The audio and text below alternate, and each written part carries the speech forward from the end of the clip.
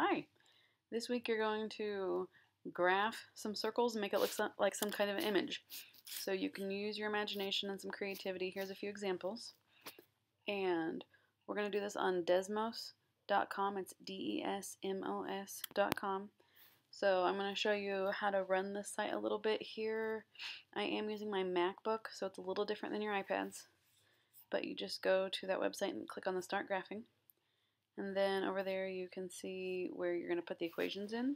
And so the keyboard looks a little different on your iPad, but I think it's actually a little easier on the iPad. And so you just have to remember when it's centered at the origin, you're going to have x squared plus y squared, and then it's equal to the radius squared.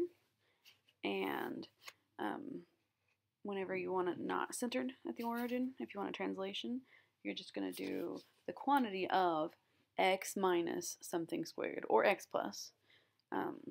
You're going to have to look at the instructions in Google Classroom to actually see the particular requirements, but I will tell you the equations I'm graphing on here are just examples. I just did a few different things so you can kind of compare.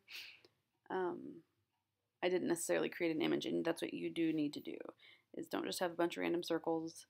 I don't think I included one, but I've seen some that look kind of like Mickey Mouse or clown.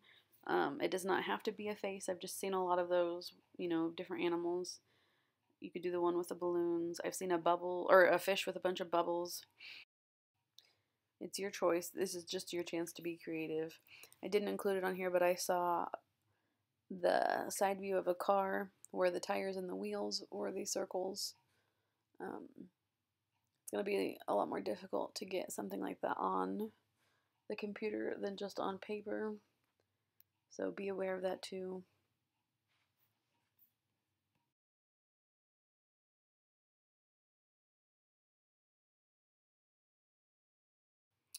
If you look over on the side, that's where you can change the color. You can make it a dotted line or a dashed line.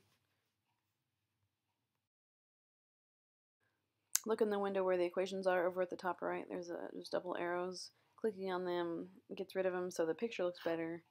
But I want a screenshot with it also so you can see the equations, and then so you can just see a better picture of the image.